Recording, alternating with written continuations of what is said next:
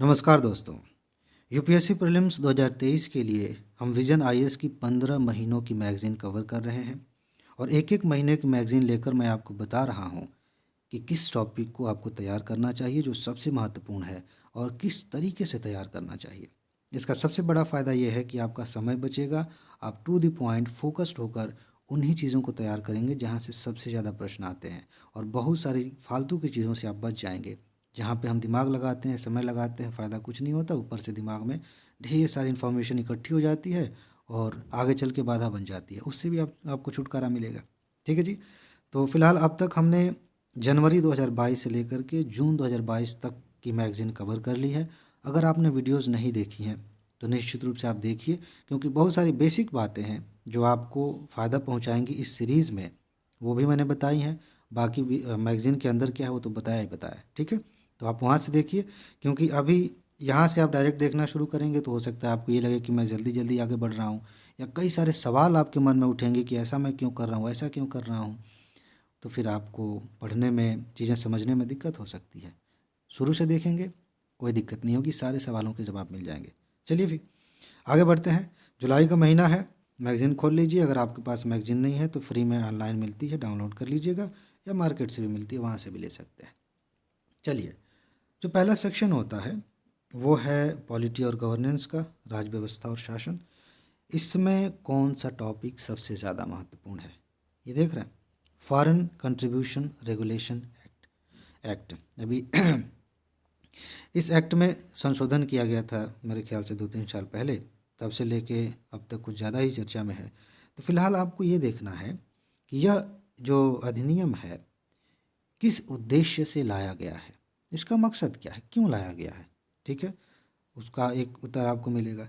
साथ ही साथ आपको ये पता चलेगा कि जब एनजीओ कोई बाहर से पैसा मंगाते हैं, लेते हैं, तो उन्हें कैसे मंगाएंगे और कैसे खर्च करेंगे, इस पर सरकार ने नियम बना रखे हैं। तो उस नियम को आप, नियमावली को आप अच्छे से समझ लीजिए। ज़्यादा बातें नहीं हैं, मेरे ख्याल से 5-6 बातें हैं जो महत्वपूर्ण हैं, जहाँ से प्रश्न बनने की संभावना, क्या क्या लिमिट्स हैं, किस तरह से कोई बड़ा एनजीओ छोटे एनजीओ से जुड़ा रहेगा, कैसे अपना पैसा दे पाएगा कि नहीं देगा उन्हें, ये सारी चीज़ें आपको यहाँ पता चल जाएंगी। बस इसमें इतना ही जानना है। मंत्रालय कौन है जो इन चीज़ों को देख रहा है, उसे भी आप देखेंगे। ठीक है जी, ये काम आपका हो जाएगा। इसके बाद आगे बढ़ते हैं। इसी में केंद्रीय, अच्छा हाँ, राष्ट्रपति, पहले इसको देखिए आप। राष्ट्रपति चुनाव हुए थे, कहाँ है जी, यहाँ देखिए, यहाँ पे आपको पता है, जो जो लोग जानते हैं पहले से, कि मैंने साइड में लिख रखा है। तो एक टॉपिक पूरा होने के बाद मैं उस पर्ची को देखता हूँ, नोट को, जहाँ मैंने नोट किया है, फिर वो देखने के बाद इसमें देखता हूँ कि ये कहाँ है। ठीक है ना, इसका मतलब समझ रहे हैं? इसका मतलब ये है कि इस वीडियो को रिकॉर्ड करने से पहले मैंने पूरी मैगज़ीन पढ़ी है। पढ़ने के बाद मैंने तय किया कि कौन सा इम्पोर्टेंट टॉपिक हो सकता है, और ये कैसे तय किया है, पिछले 28 सालों के जो टॉपिक्स हैं उनका विश्लेषण किया, जो प्रश्न है बेसिकली 28 सालों के जो प्रश्न है यूपीएससी के, उनका विश्लेषण किया है, और इसी के आधार पर पिछले साल 65 क्वेश्चंस मैंने दिखाए थे हमारी सीरीज से। चलिए, तो फिर वापस आते हैं। राष्ट्रपति चुनाव की बात मैं कर रहा था, इसे आप देखेंगे इस टॉपिक को, तो सिर्फ इसी मुद्दे पे चुनाव के आसपास ही चीज़ें लिखी हुई हैं। लेकिन जहाँ तक मुझे लगता है कि क्वेश्चन पूछने के और भी बहुत सारे एरियाज़ हैं इस टॉपिक से, बहुत बड़ा टॉपिक है ये, और यहाँ से इस बार 2023 में क्वेश्चन आने की 99% संभावना है, ध्यान रखिएगा। तो क्या देखेंगे आप, तो फिलहाल यहीं देख लीजिए यहाँ पे कि राष्ट्रपति का चुनाव जो है कैसे होता है, क्या प्रक्रिया है। लेकिन इस टॉपिक को आप अच्छे से तैयार करिए। अगर आपके पास पीडीएफ नोट है जो हमने दी है, तो उसमें सारी चीज़ें दी गई हैं राष्ट्रपति से संबंधित, उससे बाहर कुछ भी बचेगा नहीं प्री के लिए। ठीक है, उससे देख लीजिए, या फिर आप अपनी किताब में देख लीजिए।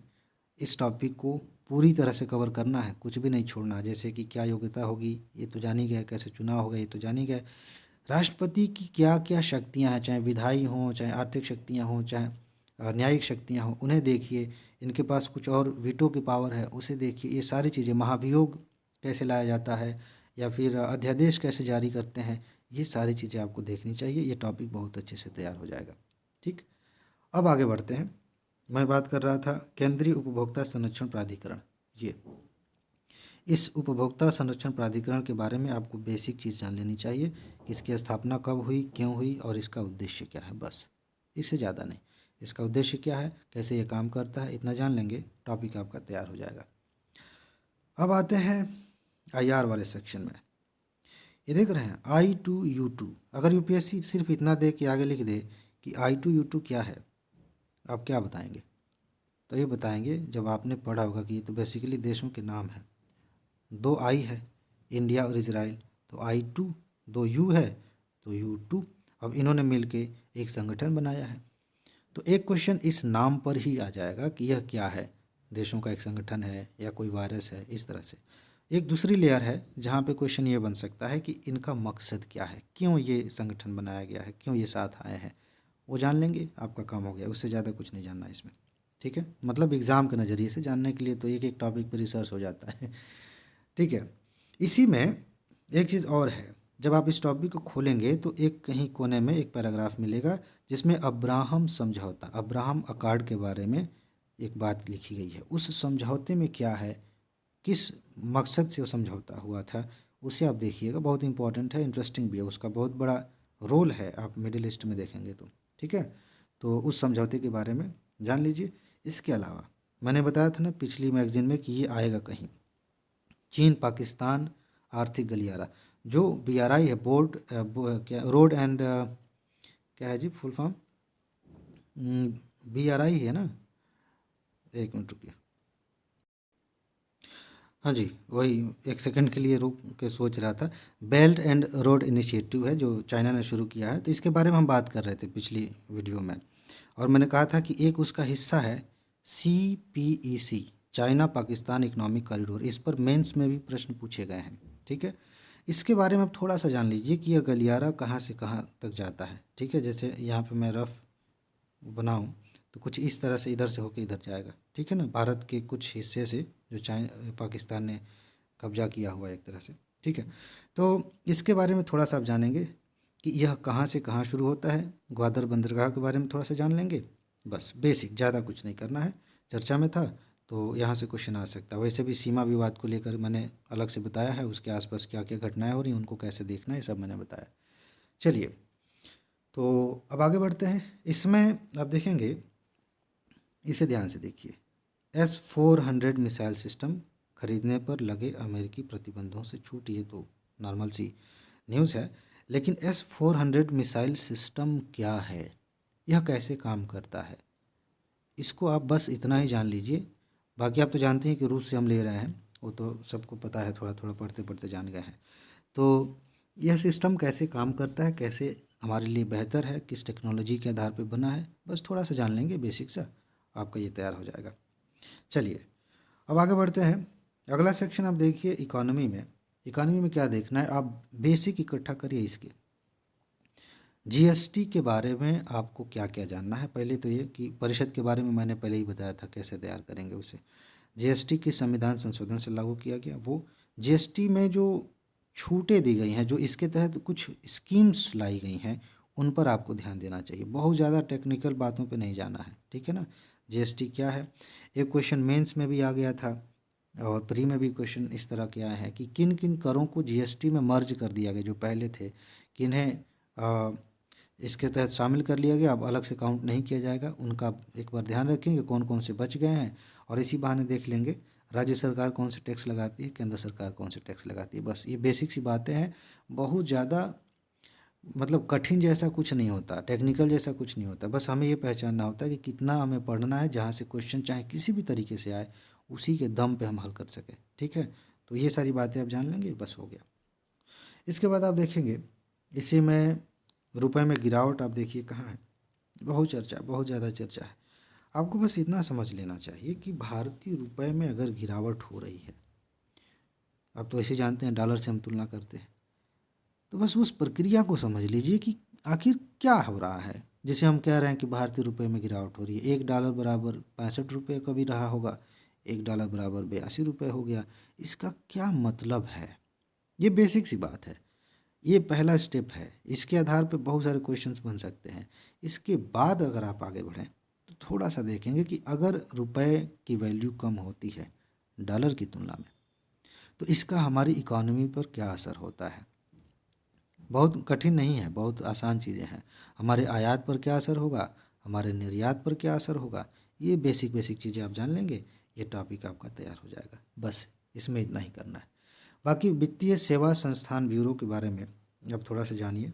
कहाँ है, नीचे है जस्ट उसके, बी कहाँ गया, वित्तीय सेवा संस्थान ब्यूरो, ये रहा। यह ब्यूरो कब बनाया गया, क्यों बनाया गया, कैसे काम करता है, 3 सवालों के जवाब खोज लीजिए, काम आपका हो गया। लेकिन इसी टॉपिक को जब आप खोलेंगे तो बैंक बोर्ड ब्यूरो आपको दिखेगा। इंटरेस्टिंग है, इम्पॉर्टेंट है, जहाँ तक मुझे ध्यान आ रहा है शायद इस पे क्वेश्चन यूपीएससी ने पहले पूछे हैं। तो बैंक बोर्ड ब्यूरो का काम क्या है, किसने इसकी स्थापना की है, ये 2 बातें अगर आप जान गए तो ये भी तैयार हो गया। ठीक है ना, इससे ज़्यादा कुछ जानने की ज़रूरत नहीं है, जान लीजिए जानकारी बढ़ाने के लिए, लेकिन रिसर्च नहीं करना। जो बातें जहाँ से प्रश्न बनते हैं वो मैं बता दे रहा हूँ आपको। चलिए आगे बढ़ें। एक यहाँ पे जैव अर्थव्यवस्था कहीं लिखा होगा, देखिए तो ज़रा कहाँ लिखा है, यहाँ देखिए, भारत की जैव अर्थव्यवस्था रिपोर्ट। ये बायो इकोनॉमी क्या है, बड़ा ही इंटरेस्टिंग सा टर्म है, नया टर्म है, और इस तरह से नई नई जो टर्मिनोलॉजी होती है उस पर यूपीएससी क्वेश्चंस खूब पूछती है। हर साल 1 या 2 प्रश्न आपसे पूछ लिया जाए कि जैव अर्थव्यवस्था के बारे में निम्नलिखित में से या फिर कौन सी लाइन जैव अर्थव्यवस्था की सबसे अच्छी व्याख्या करती है। सिंपल, 4 लाइनें हैं, चारों उसी के बारे में बात कर रही हैं, बेस्ट लाइन कौन सी है, ये जानने के लिए आपको जानना पड़ेगा कि सही मायने में बायो इकोनॉमी क्या होती है। बड़ी कमाल की चीज़ है, बड़ा ही कमाल का कंसेप्ट है, सिर्फ इतना ही जान लेंगे काम हो जाएगा। जब इतना जानेंगे ना तो इसके फ़ायदे अपने आप दिख जाएंगे। ठीक है जी, इसके सामने चुनौतियाँ क्या हैं वो भी दिख जाएंगे, लेकिन प्री के लिहाज से इस कंसेप्ट को ही समझ लेना पर्याप्त है। ठीक है, बाकी आप इस टॉपिक को खोलेंगे तो एक संस्था के बारे में आपको पता चलेगा, एक चीज़ के बारे में पता चलेगा, जिसको मैं शॉर्ट में यहाँ लिख देता हूँ, BIRAC। अब ये क्वेश्चन, ये बीरा के इसको पढ़ सकते हैं आप, यह क्या है, इसके बारे में आपको पता करना पड़ेगा। और कैसे पता चलेगा, मैगजीन में जब इस टॉपिक पे पहुँचेंगे आपको मिल जाएगा। चलिए, क्या आपको पता है विंडफॉल टैक्स क्या होता है, पहले तो इसी में खोजिए, कहाँ है, मैंने लिखा है पढ़ के, यहाँ लिखा है, यहाँ है, नीचे देखिए, विंडफॉल टैक्स। आपको बस इतना ही जानना चाहिए कि विंडफॉल टैक्स क्या है और क्यों इसकी ज़रूरत पड़ती है, बस इतना जानेंगे, बाकी चीज़ें अपने आप क्लियर हो जाएंगी। ठीक है, अभी मान लीजिए यूपीएससी पूछ ले कि विंडफॉल टैक्स किससे संबंधित है, तो कैसे बताएंगे, बेसिक पता होगा तभी तो ये इसका बेसिक जान लीजिए, आपका काम हो जाएगा, बहुत इंपॉर्टेंट है ये। ठीक है, बाकी थोड़ा सा ये देखने में ठीक ठाक लगता है, इसे समझ सकते हैं कि टेक्निकल रिसेशन क्या होती है, थोड़ा सा आप देखेंगे काम चल जाएगा। बाकी यहाँ नीचे आइए, 11वीं कृषि जनगणना में कौन कौन से आंकड़े निकल के आए हैं, जो महत्वपूर्ण आंकड़े हैं उन्हें आप एक बार हाईलाइट कर लीजिए, कहीं नोट कर लीजिए, क्योंकि एग्रीकल्चर से हर साल क्वेश्चंस पूछे जाने की जो संख्या है, मतलब प्रश्नों की जो संख्या है वो बढ़ा दी गई है, अब बढ़ रही है, एग्रीकल्चर से ज़्यादा प्रश्न आ रहा है। ठीक है, तो इस कृषि जनगणना में क्या क्या निकल के आया है उसे आप एक बार देख लीजिए। सब नहीं, बहुत सारे आंकड़े हैं, सब नहीं, जो मेन मेन आंकड़े हैं कई सारे इसमें। तो विजन आईएएस में क्या है ना, एक खास से लोग करते हैं कि जो महत्वपूर्ण डाटा होता है खुद ही उसे बोल्ड अक्षर में लिख देते हैं, तो उससे भी आप गेस कर सकते हैं, लेकिन इसका मतलब ये नहीं कि सिर्फ उतना ही महत्वपूर्ण है, आपको अपना भी दिमाग लगाना होता है। इसके बाद एक चीज़ देखिए, मोटे अनाजों पर घुमा फिरा के प्रश्न आते हैं, लगातार प्रश्न आ रहे हैं।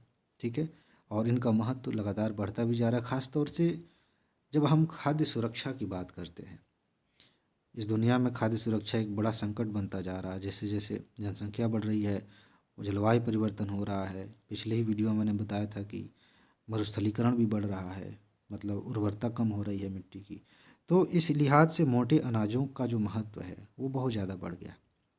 आपको जानना यह है कि मोटे अनाजों की कैटेगरी में किन किन फसलों को रखते हैं, सबसे बेसिक, सबसे महत्वपूर्ण, ज़्यादा नहीं, ज्वार बाजरा इस तरह से आप देखेंगे तो एक छोटी सी लिस्ट जो भारत में अनाज पाए जाते हैं उनकी मिल जाएगी आपको, वो आप याद कर लीजिए। और दूसरे लेयर में आपको ये जानने को मिलेगा कि मोटे अनाजों के फ़ायदे क्या हैं। उसमें आप देखेंगे कि पोषण में फ़ायदा है, कम पानी में भी, चरम परिस्थितियों में भी इनको उगाया जा सकता है, इस तरह की चीज़ें आपको मिल जाएंगी। वो जानकारी ज़रूरी है क्योंकि कभी कभी इस तरह से प्रश्न पूछे जाते हैं। ठीक, तो ये आप जान गए। इसके बाद से अफ़ीम के बारे में यहाँ थोड़ा सा दिया है, आप चाहें तो उसको पढ़ सकते हैं। ठीक है, और फिर हम आ जाते हैं सिक्योरिटी पे। सिक्योरिटी में फ़िलहाल इसमें मुझे कुछ खास नहीं दिखा, आपको दिखेगा तो पढ़ लीजिएगा। इन्वायरमेंट में आते हैं। इन्वायरमेंट में क्या है, आप देखिए प्रोजेक्ट टाइगर यहाँ है, क्यों चर्चा में है। जब इसको आप पढ़ेंगे तो आपको पता चलेगा कि ये तो महत्वपूर्ण हो गया है, ठीक है। और महत्वपूर्ण हो गया तो क्या जानना है, सबसे पहले ये जानिए कि प्रोजेक्ट टाइगर की शुरुआत कब हुई थी, ठीक। उसके बाद ये जानिए कि इसका मकसद क्या है, किस तरीके से इसे लागू किया जाता है, ठीक। बस ये दो चीज़ अगर आप जान गए तो प्रोजेक्ट टाइगर का बेसिक आपको समझ में आ जाएगा। बाकी टाइगर के बारे में, एक जीव के तौर पर टाइगर के बारे में आपको पता होना चाहिए, क्योंकि जब चीता की बात मैं कर रहा था उस समय भी बताया था कि इस प्रजाति की जो और जीव हैं बिल्ली प्रजाति के, उनसे भी क्वेश्चन आ सकता है। बहाना चीता हो सकता है, बहाना कोई और प्रजाति हो सकती है, मतलब कोई और जीव हो सकता है इसी प्रजाति का, तो उस लिहाज से भी इम्पोर्टेंट है। तो टाइगर के भी बारे में जानिए, प्रोजेक्ट टाइगर के बारे में जानिए, ठीक। बाकी इन्वायरमेंट के हिसाब से मैंने आपको बताया था कि टाइगर रिजर्व्स की लिस्ट आपके पास होनी चाहिए, मैंने आपको दी भी है। तो उस लिस्ट के हिसाब से आप याद कर लेंगे तो कई क्वेश्चन आप देखेंगे ऐसे भी पूछे गए हैं, टाइगर रिजर्व और नेशनल पार्क को लेकर के प्रश्न आते हैं, वहाँ फ़ायदा आपको मिलेगा। चलिए, ये हो गया। इसी में इस टॉपिक को जब आप खोलेंगे ना तो उसी में एक और सब टॉपिक मिलेगा, ग्लोबल टाइगर इनिशिएटिव, GTI। वह क्या है उसके बारे में थोड़ा बहुत आपको जान लेना चाहिए, और टाइगर रेंज कंट्रीज़ क्या हैं उनके बारे में भी थोड़ा सा जान लेना चाहिए, इसलिए भी ये टॉपिक महत्वपूर्ण हो जाता है, उसे देख लीजिएगा। हाँ, पिछले वीडियो में मैं बात कर रहा था आपसे, जल की कोई समस्या को लेकर टॉपिक था, तो मैंने बताया था कि भूजल प्रदूषण से प्रश्न कई तरह से पूछे जाते हैं। उनमें से एक ये है कि किस तरह का प्रदूषण होगा तो क्या बीमारी हो सकती है, वो लिस्ट आपको इस टॉपिक में मिल जाएगी, बहुत महत्वपूर्ण है। प्रदूषण से एक क्वेश्चन या दो प्रश्न हर साल आते हैं एक क्वेश्चन या दो प्रश्न, वाह, हिंदी इंग्लिश मिक्स हाँ, कभी कभी बोलते बोलते शब्द जो है आगे पीछे हो जाते हैं। तो ये हो गया, आप इसे देखेंगे जब इस टॉपिक को खोलेंगे तो पता चलेगा कि भूजल प्रदूषण होने से क्या क्या बीमारियां हो सकती हैं, अलग अलग, जैसे आर्सेनिक हो गया, पारा मिल गया, और भी चीज़ें मिल जाती हैं, तो उससे क्या क्या दिक्कतें हो सकती हैं, कौन कौन सी बीमारियां हो सकती हैं, उसे आप ध्यान रखेंगे। बाकी बेसिक भूजल प्रदूषण के बारे में आपको जानकारी यहाँ मिल जाएगी, बस एक बार नज़र दौड़ा लेना है, बाकी इन्फॉर्मेशन आपके पास पहले से है, तुरंत समझ में आ जाएगा। याद करने वाली बात बस वही है, ठीक। उसके बाद से संयुक्त राष्ट्र महासागर सम्मेलन, ये महत्वपूर्ण है। इस सम्मेलन के बारे में आपको जानना चाहिए, इसका मकसद क्या है, ये सबसे ज़्यादा महत्वपूर्ण है, ठीक है। और इसकी स्थापना क्यों हुई, कब हुई थी, ये जानना, बस दो बातें जान लीजिए, आपका काम हो जाएगा। इसके बाद ओजोन के बारे में क्वेश्चन आ सकता है, ज़रा इसमें खोजिएगा कि ओजोन सॉरी, हाँ हाँ, ओजोन छिद्र किधर है, मेरे ख्याल से ऊपर ही कहीं होगा, हाँ हाँ, यहाँ पे ये रहा, उष्ण कटिबंध के ऊपर ओजोन छिद्र। अभी तक आप पढ़ते आ रहे थे कि ओजोन छिद्र जो है वो ज़्यादातर आर्कटिक के ऊपर सबसे पहले खोजा गया था, वहीं पे ज़्यादातर उधर ही मिलता है। उष्ण कटिबंध के ऊपर ओजोन छिद्र, ये क्या मामला है, ओजोन के बारे में आपको वैसे भी पढ़ना है, तो इस टॉपिक को ये रेफरेंस के नज़रिए से भी एक बार देख लीजिएगा, क्यों चर्चा में है, लेकिन ओजोन छिद्र पे अलग से विस्तार से आपको जानना चाहिए, ठीक। क्यों होता है, क्या मैकेनिज्म है, और साथ ही साथ कुछ कन्वेंशंस हुए हैं, बहुत इंपॉर्टेंट बात है वो। ओजोन छिद्र को भरने के लिए कुछ कन्वेंशंस हुए हैं, कुछ बैठकें हुई हैं, उनके बारे में आपको पता होना चाहिए, बहुत अच्छे से पता होना चाहिए। कुछ नाम हैं, शब्द हैं, उनको आप याद कर लीजिए और उनको रिलेट कर लीजिए कि हाँ ये ओजोन छिद्र से संबंधित है, बस इससे आपको टॉपिक तैयार हो जाएगा। बाकी ग्रेट इंडियन बस्टर्ड आप देखिए यहाँ नीचे है, यहाँ मैं ऐसे कर दे रहा हूँ, ये रहा ग्रेट इंडियन बस्टर्ड, इनकी संख्या बहुत तेज़ी से घट रही है, बहुत ज़्यादा चिंता की बात है, और पहले भी यहाँ से प्रश्न पूछे गए हैं। आप क्या करिए, पहले ये देखिए कि ग्रेट इंडियन बस्टर्ड का लोकेशन, मतलब क्षेत्र, आवास स्थान किधर है, इसके बारे में मैंने किसी भी जीव के आवास पे किस तरह से यूपीएससी क्वेश्चन पूछती है मैंने पहले भी बताया है। तो आप ये देखिए कि भारत में ग्रेट इंडियन बस्टर्ड कहाँ पाई जाती है, पक्षी है कि क्या है, पक्षी ही तो है, देखिए थोड़ा सा। उसके बाद ये देखिए कि ग्रेट इंडियन बस्टर्ड के लिए भारत की सरकार ने क्या किया है, कोई योजना लागू की है, या जो हमारा एक कानून है वन संरक्षण अधिनियम वाला, वन्य जीव संरक्षण अधिनियम, उसमें इसको कोई किसी कैटेगरी में रखा गया है। और साथ ही साथ ये देखना है कि IUCN की रेड लिस्ट में इसे कहाँ रखा गया है। बहुत इंपॉर्टेंट बात है ये। अगर इस पे क्वेश्चन आया तो IUCN वाली बात इसमें पूछी जा सकती है। बस इतना जान लेंगे, टॉपिक आपका तैयार हो जाएगा। चलिए अब आ जाइए सीधे इधर सामाजिक मुद्दों में। और सामाजिक मुद्दों में मेरे ख्याल से ये PM स्वनिधि योजना, आप खोजिए कहाँ है। यहाँ देखिए, मेरे ख्याल से यह योजना पिछली मैगजीन में लास्ट में जहाँ पे चर्चित योजनाओं वाला सेक्शन होता है वहाँ पर थी। वहाँ मैंने बताया था कि यह क्यों महत्वपूर्ण है। तो देख लीजिए कब शुरू की गई, क्यों शुरू की गई, किस तरह से इसे लागू किया जा रहा है, केंद्र प्रायोजित है या केंद्रीय क्षेत्र की योजना है। बस इसका नेचर देख लीजिए, बात खत्म हो जाती है। हाँ, मैंने ये ज़रूर कहा है कि किसी बजट का ओवरऑल कितना पैसा लगना है उस पर उतना ध्यान देने की ज़रूरत नहीं है, लेकिन कुछ योजनाओं में लाभार्थी को कितना दिया जाएगा ये मेंशन होता है। इन दोनों में अंतर समझ लीजिए, ये बहुत इंपॉर्टेंट बात बताने जा रहा हूँ। जैसे मान लीजिए कोई योजना है जिसमें 5,000 करोड़ से, ठीक है, 5,000 करोड़ का खर्चा आएगा, ये पूरा ओवरऑल योजना का बजट है। इस तरह की चीज़ों पे उतनी संभावना नहीं रहती है कि क्वेश्चन पूछा जाए।